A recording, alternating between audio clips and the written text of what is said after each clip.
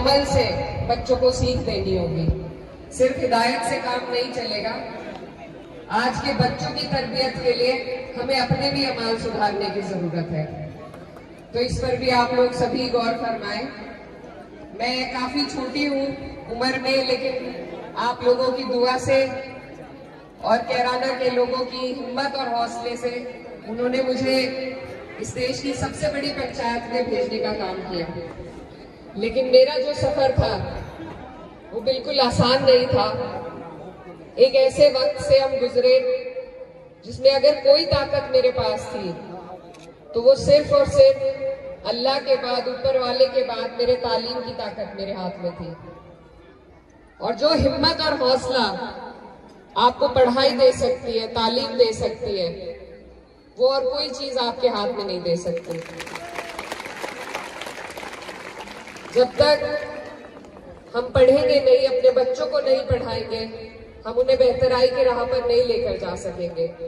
हमारे देश के लिए ये जो आज सभी लोग आपसे, हमसे सर्टिफिकेट मांगते हैं, देशभक्ति के सर्टिफिकेट बांटते हैं और मांगते हैं, जब हमारे बच्चे कोई डीएम बनेगा, कोई इंजीनियर बनेगा, कोई डॉक्टर बनेगा, तो हमें किसी को सबूत देने की जरूरत नहीं पड़ेगी।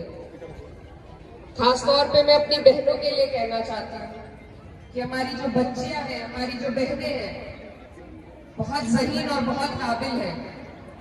बस जरूरत है कि उनके माँ बाप, उनके वालिदैन उनकी हिम्मत और हौसला अफजाई करें, उन पर यकीन करें कि हमारी बच्चियां, अगर हम उनके लिए मेहनत करके उन्हें सही तौर पर तालीम हासिल कराएंगे तो वो हर उस पैमाने से आगे निकल जाएंगी जो हमने उनके लिए सोच रखा है। और आपकी बेटी बहन आपके सामने वो जीता जागता सबूत है। मेरे माँ बाप ने बचपन से पढ़ाई पर ध्यान दिया। सिर्फ विरासत से काम नहीं चलता। अगर मैं इतनी तालीम याफ्ता ना होती, अगर मेरे पास ये ताकत ना होती तालीम की, तो चाहे कितनी भी विरासत हाथ में हो, उसे आगे बढ़ाने की सलाहियत मुझ में ना आ पाती। तो मैं आपके सामने, क्योंकि मुझे कहा गया कि मैं यहाँ पर जो छोटी बच्चियां हैं और इस्लामिया एकेडमी की जो टीचर्स हैं उनको इंस्पायर करने के लिए कुछ बात कहूँ।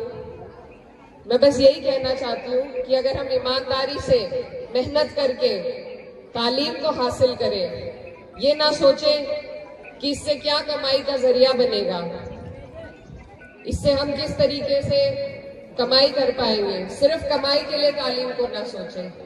कोई हमारी बहन अगर घर पर भी रह रही है